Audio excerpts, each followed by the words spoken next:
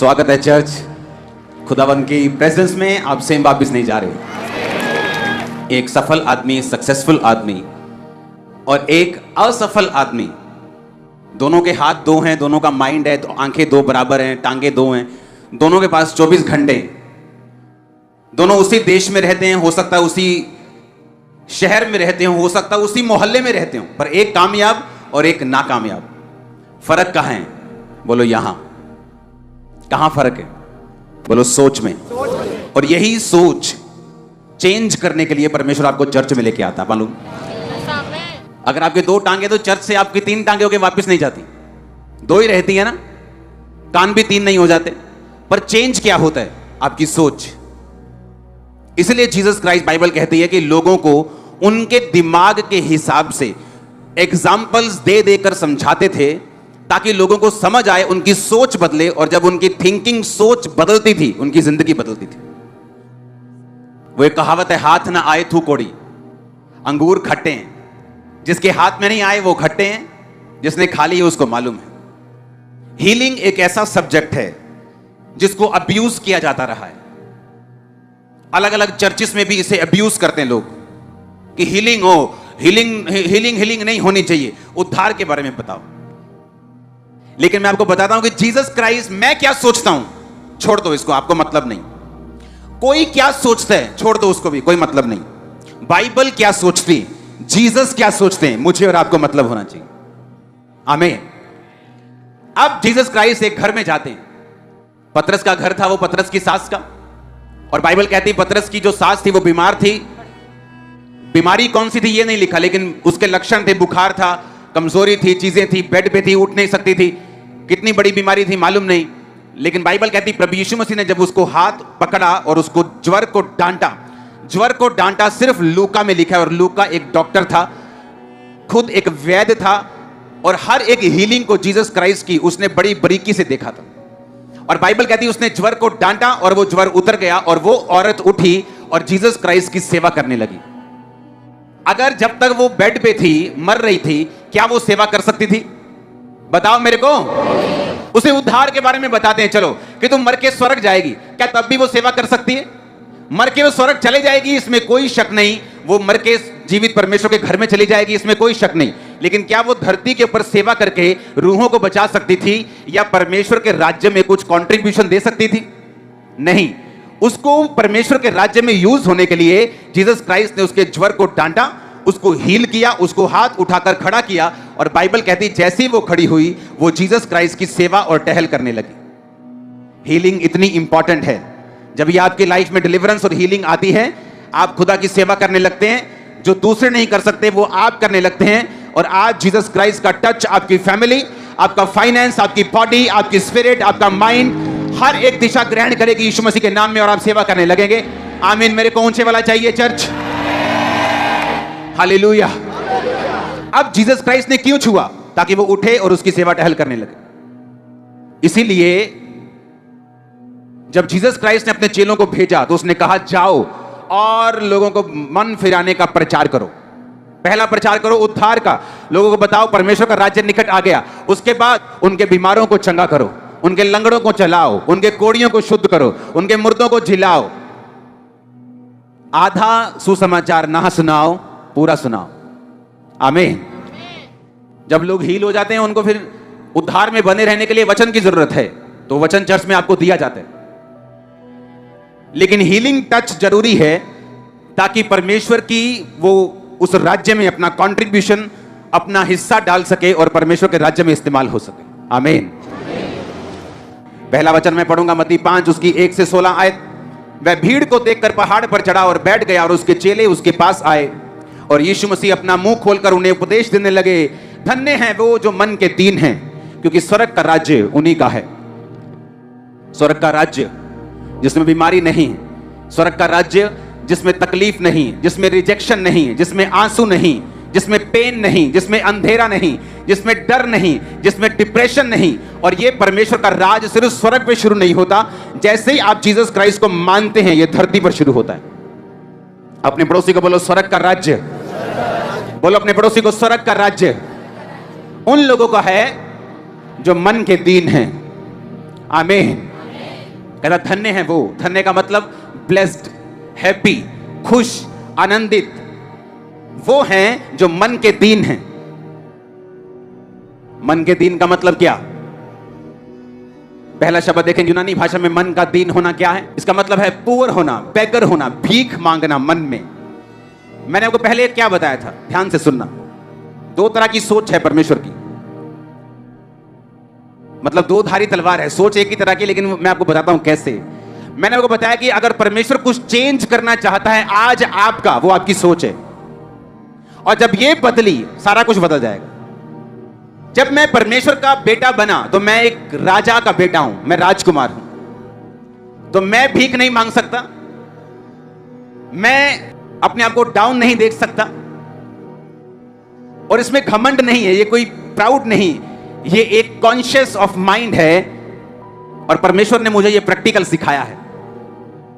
2009 में जब मेरा फैमिली बिजनेस पहली बार चलना शुरू हुआ, मेरे फादर की लाइफ के 50वें 60वें साल में, 50वें साल के करीब होगा तब, हाँ 50वें साल के करीब, 40 और 50 साल के बीच में, तो मैंने एक प्लॉट, जहां मेरा घर है अभी, वो प्लॉट हमने लिया अपने बिजनेस के पैसों से। तब सेवा 50-60 लोग आते थे तब, जस्ट संडे को।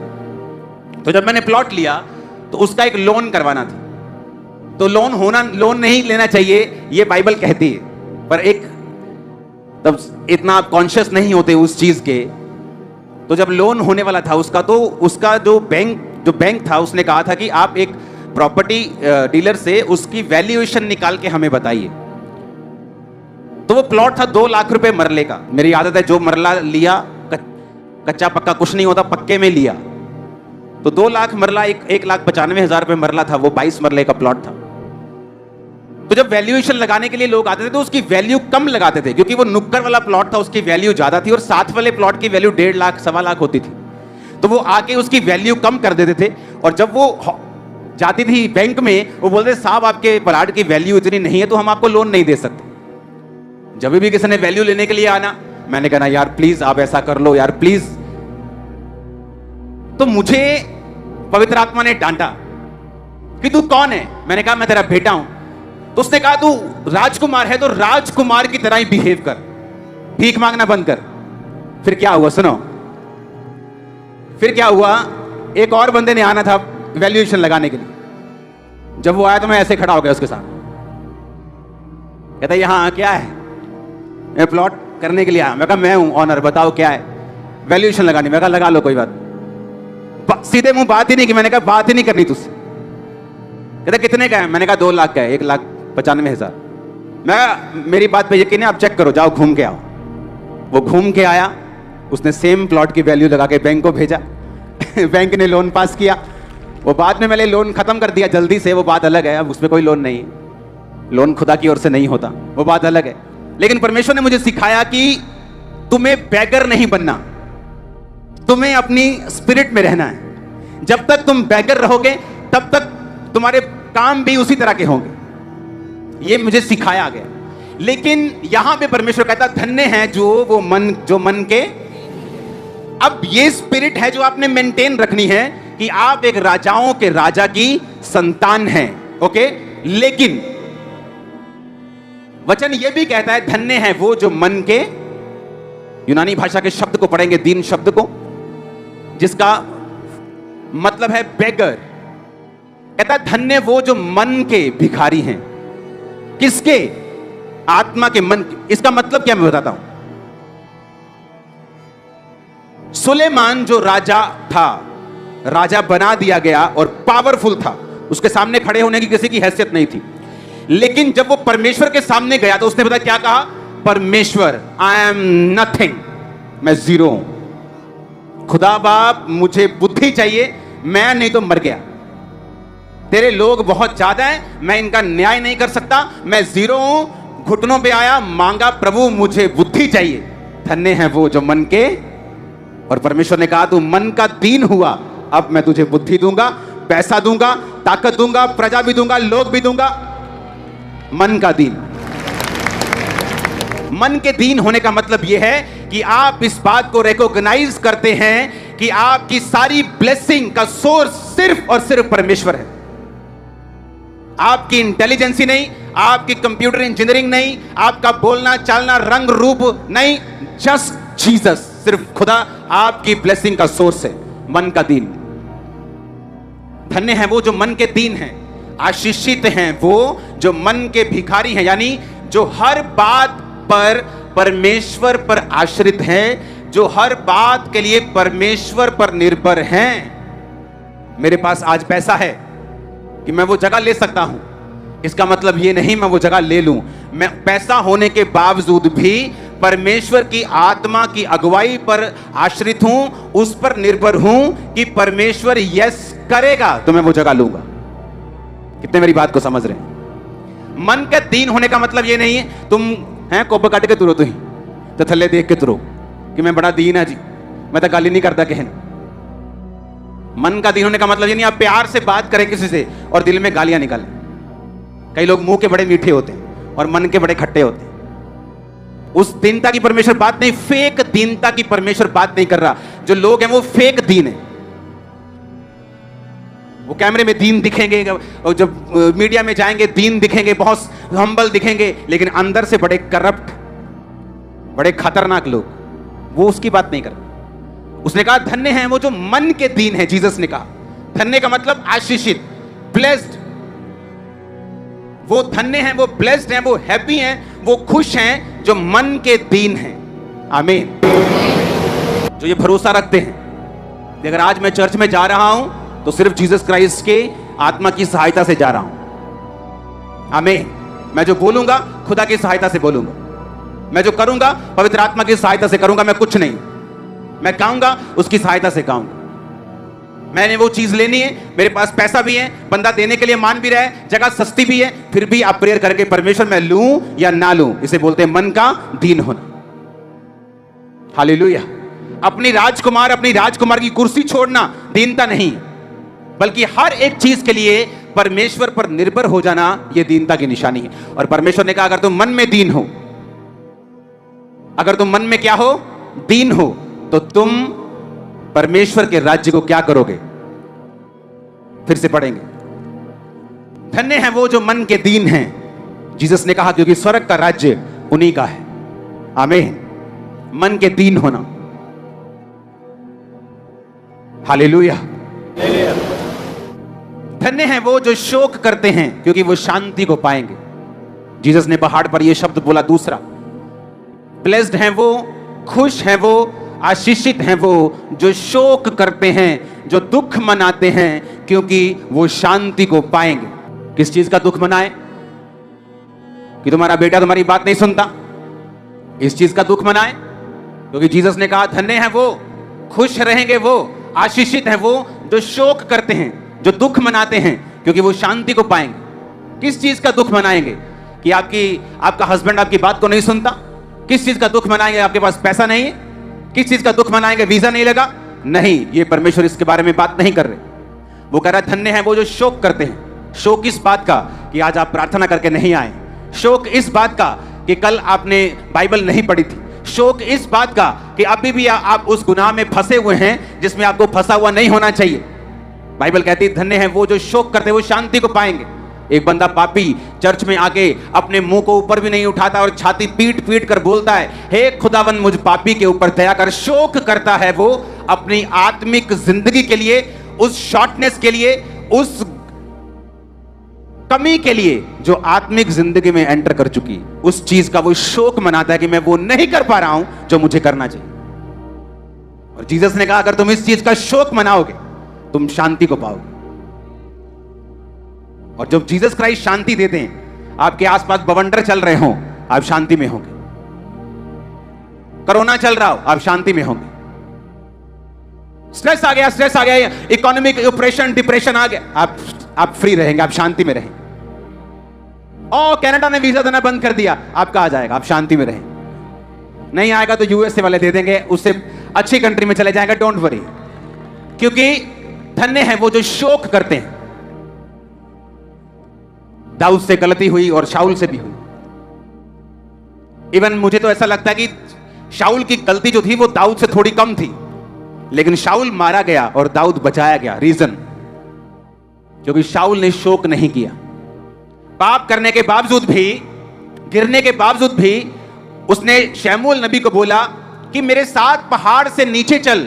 जब उसने कहा कि तू रिजेक्ट हो चुका है, खुदा अब तेरे साथ नहीं, उसने घुटनों पे आके शोक नहीं किया कि हे खुदा के दास ऐसा मत बोल, मैं माफी मांगता हूं, मैं तौबा करता हूं, टाट ओढ़ता हूं, आज से खुदा जो बोलेगा वही करूंगा। और ऐसा कितनी बार बाइबल में हुआ है कि लोगों ने टाट ओढ़ा है और माफी मांगी और खुदा ने अपने इरादे को चेंज करके उन्हें फिर से ब्लेस किया है। लेकिन उसने क्या कहा? कहता ठीक है, जो तूने बोला ऐसा हो, कोई बात नहीं, लेकिन नीचे मेरे साथ चल, क्योंकि नीचे लोग हैं तो वो लोग ये ना सोचें कि परमेश्वर मुझसे नाराज है। पॉलिटिकली करेक्ट होना चाहता था और स्पिरिचुअली इनकरेक्ट हो गया। पॉलिटिक्स से बच के रहो, लोगों को खुश करने के चक्कर में मत पड़ो। लोग क्या सोचते हैं, 20 से 30 साल की उम्र में बहुत टेंशन होती, लोग क्या सोचते हैं। जब 40 के पास बंदा पहुंचता है तो वो परवाह करना बंद करता है, लोग क्या सोचते हैं। जब वो 60 साल का होता है उसे ये मालूम होता है कि लोग तो कुछ सोच ही नहीं रहे थे, मैं ही लगा हुआ था, कि लोग तो अपने चक्कर में, तो मैं ऐसे ही सोचा जा रहा था। लोग क्या सोचेंगे, है नीचे चल मेरे साथ, लोग क्या कहेंगे, लोग, अरे लोग क्या कहेंगे, लोग सबसे बड़ा रोग। धन्य हैं वो जो शोक करते हैं। शोक मनाओ जब तुम गिर जाओ, जब तुम पाप करो, जब क्रिश्चियन होके भी तुम अपने शादियों के रीति रिवाजों के सिरों के ऊपर वही उठाए फिरते हो जो दूसरे लोग उठाए फिरते हैं। शोक करो इस बात का, शर्म करो और दुख मनाओ इस बात का कि तुम वही रीति रिवाजों में हो जो दूसरे करते हैं। शोक करो, दुख मनाओ, इस चीज का आनंद मत मनाओ। यीशु ने कहा जो शोक करेंगे वो शांति को पाएंगे। दाऊद ने पाप किया और शोक किया। नातान नबी ने कहा अब जिस तरह तूने तलवार चलाई है तेरे घर पे तलवार चलेगी, जिस तरह तूने व्यभिचार किया है तेरी लाइफ में बहुत सारी घटनाएं अब होंगी। तो उसने कहा मैं मानता हूं, मुझे माफ कर खुदा, अपनी आत्मा को मुझसे अलग ना कर, मुझे फिर से अपना उद्धार का आत्मा दे के संभाल, मुझे स्थिर आत्मा फिर से दे मेरी हड्डियों को, ताकि चैन मिल जाए, अपनी आत्मा को मुझसे अलग मत कर। शोक करता रहा और धन्य है वो जो शोक करते हैं शांति को पाएंगे। किस बात का शोक कि अब आप रोजे नहीं रखते, किस बात का शोक क्योंकि आप अब चर्च में एक संडे छोड़ के आते हैं क्योंकि आपके पास किराया नहीं, और जब वही डॉक्टर बोल दे कि भाई साहब आपका पित्ता भी निकालना पड़ेगा, मर जाओगे, तो 20-30 हजार का इंतजाम कैसे 2 मिनट में तुम करते हो, देखो फिर। लेकिन हमें शोक नहीं।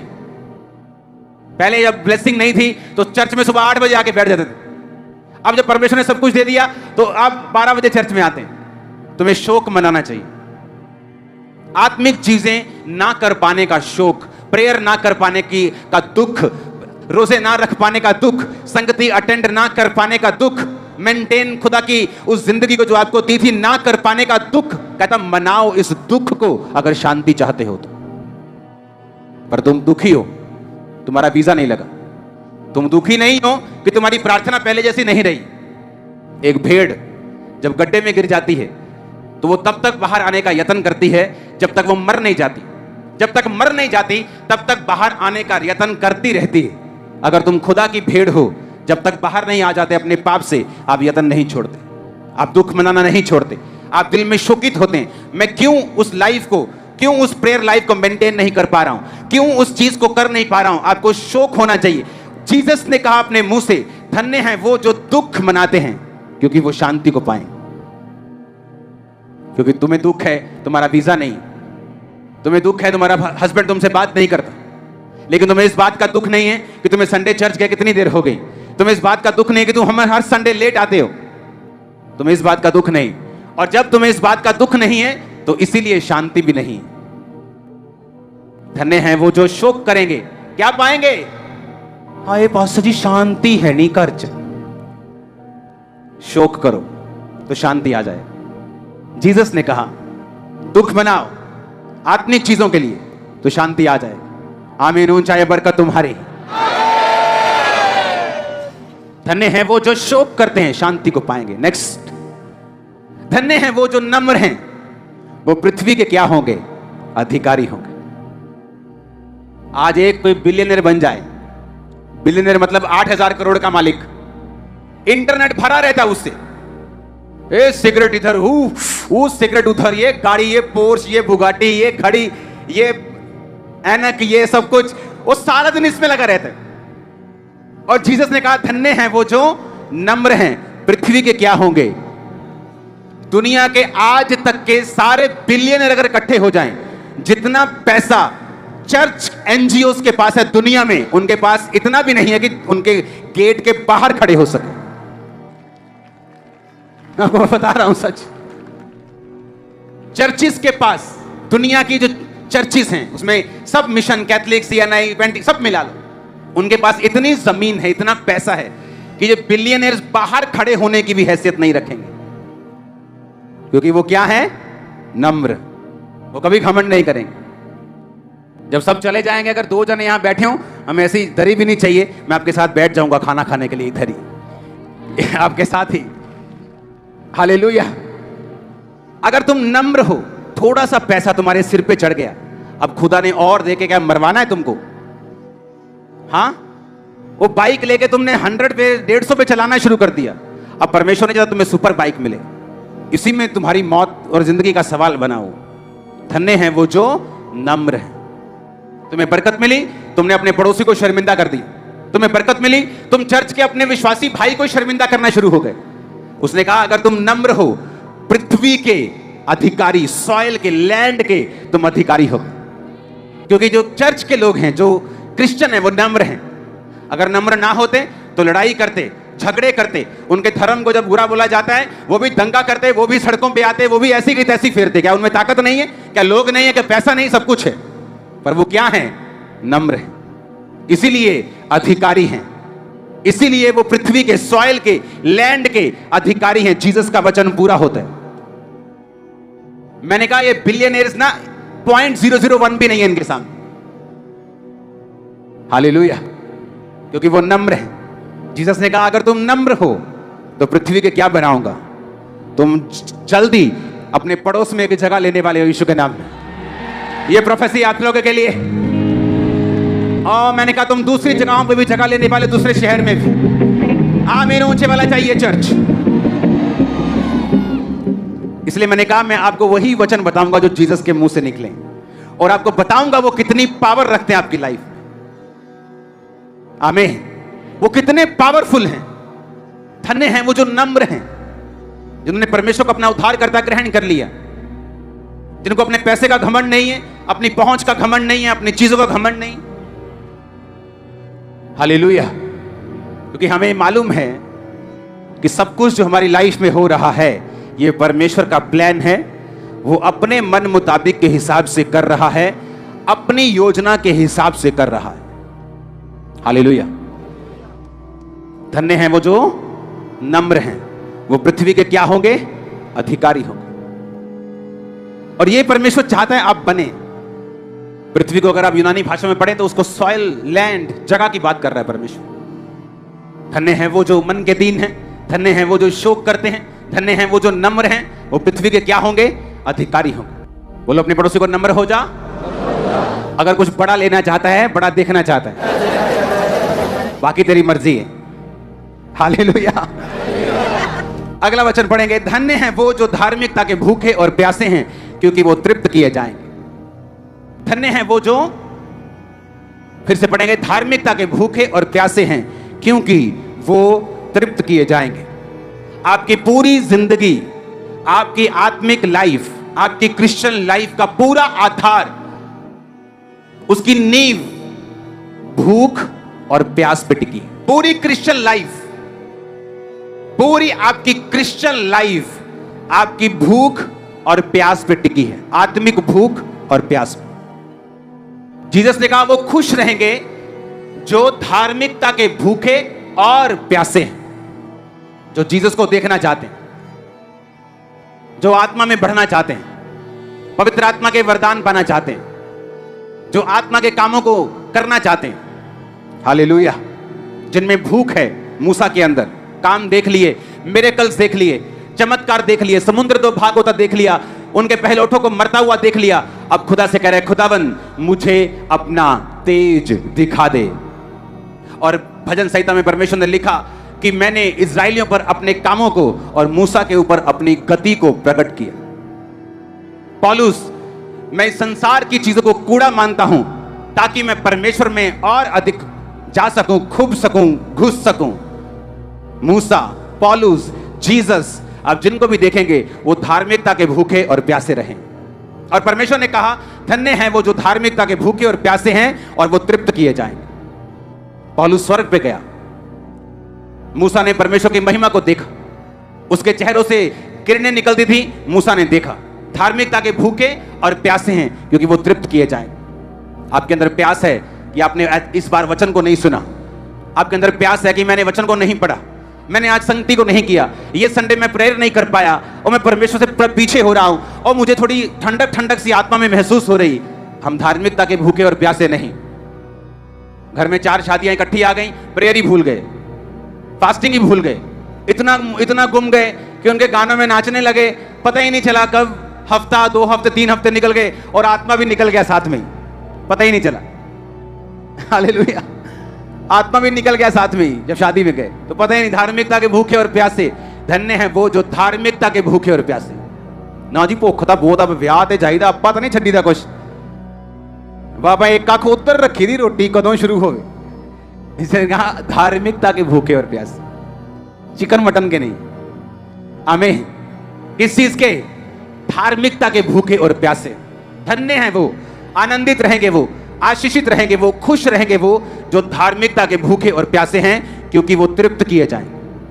अगर कोई प्यासा है तो मेरे पास आके पिए, मैं उसे तृप्त करूंगा। आपके अंदर भविष्यवाणी की भूख है कि मुझे प्रोफेटिक वर्ड देना है, खुदा मुझे तेरी बात को सुनना है, तू क्या चाहता है इस देश के लिए, क्या चाहता है मेरे लोगों के लिए। अगर आपके अंदर भूख है, आप 1 साल प्रेयर करेंगे, 2 साल नहीं वो बात करेगा, 4 साल नहीं करेगा, 5 नहीं करेगा, 10 नहीं करेगा, 11वें साल वो आपको पूरी बात करेगा, क्योंकि वो तृप्त किए जाएंगे। वो अपने वचन से हटेगा नहीं। वो धार्मिकता के जो भूखे और प्यासे हैं, जो हीलिंग करने के भूखे और प्यासे, प्रभु आज हीलिंग होनी चाहिए, प्रभु आज डिलीवरेंस होनी चाहिए, खुदावंद मैं अमेरिका में जा रहा हूं, काम होना चाहिए, प्रभु ये धार्मिकता के भूखे और प्यासे हैं। प्रभु ब्रांचेस होनी चाहिए, प्रभु चर्च भरी होनी चाहिए। परमेश्वर ये काम धार्मिकता के भूखे और प्यासे वो तृप्त किए जाएं। हालेलुया। कुछ लोगों को बड़ा चर्च चाहिए ताकि वो बड़ी गाड़ी ले सके। ये चर्च में जब 10,000 लोग आते तब भी मेरे पास गाड़ी नहीं थी, मुझे जरूरत नहीं पड़ी। चर्च का भाई ले कहीं जाता नहीं। आज भी संडे में निकलता हूं घर से, अब निकल जाऊंगा घर और थर्सडे निकलूंगा, तो मुझे गाड़ी की तब जरूरत नहीं थी। लेकिन बाद में क्रूसेड होने लगे, चीजें होने लगी, मुझे गाड़ियों की जरूरत पड़ने लगी, तो लोगों को लगता अच्छा। एक पास्टर था, एक मेरी मिनिस्ट्री को देखा, ग्लोरी देखी, आया मेरे ऑफिस में, कहता बस मुझे मसा करो, मुझे भी बड़ी गाड़ी लेनी है। हिंदी बोलता, मुझे मसा करो, मुझे बड़ी गाड़ी लेनी है। हालेलुया। धार्मिकता के भूखे और प्यासे किसके? कि खुदा मुझे तेरे काम करने, लोग होने चाहिए, चर्चेस भरी होनी चाहिए, लोग बैप्टिज्म ले, लोग पाप को छोड़े, लोग तुझ में घुसे, इवेंजलिज्म हो। धार्मिकता के भूखे और प्यासे। आज फॉरेन की चर्चेस इवेंजलिज्म करती, यहां की चर्चेस इवेंजलिज्म करती, घर घर में इवेंजलिज्म हो रहा है, टीवी में इवेंजलिज्म हो रहा है, इंटरनेट पे इवेंजलिज्म हो रहा है। धन्य है वो जो धार्मिकता के भूखे और प्यासे, तृप्त किए जाएं। मुझे इस्तेमाल होने, तृप्त किए जाओगे, क्योंकि तुम धार्मिकता के भूखे और प्यासे। अब इस्तेमाल होने के चक्कर में तुम्हें जहाज भी चाहिए होगा, वो दे देगा, वो बात अलग है। लेकिन वो ऐश करने के लिए या अपनी कोई भूख पूरी करने के लिए, किसी को दिखाने के लिए या शोखी मारने के लिए, वो परमेश्वर की ओर से नहीं। बाइबल कहती है वो संसारिक है, वो शैतानी है, वो इस संसार का है, परमेश्वर का नहीं। हालेलुया। धार्मिकता के भूखे और प्यासे हो तो तृप्त किए जाओगे। तुझे तेरी बात सुननी, खुदा मिरेकल्स हो, हीलिंग्स हो, मेरी लाइफ में ये काम हो, मैं ये देखना चाहता हूं, इस तरह से काम करना चाहता हूं। धार्मिकता के भूखे और प्यासे हो, तृप्त किए जाओ। खुदावंद मेरी पूरी फैमिली प्रभु में आए, सब हम तेरा काम करें, तेरी सेवा करें, खुदा की महिमा के लिए तुम भूखे और प्यासे हो, धार्मिकता के लिए। तुम्हारी पूरी फैमिली को परमेश्वर कान पकड़ के भी लेके आएगा तो लेके आएगा। धन्य है वो जो धार्मिकता के भूखे और प्यासे, तृप्त किए जाए। आमीन, आमीन, आमीन। ऊंचे वाला चाहिए।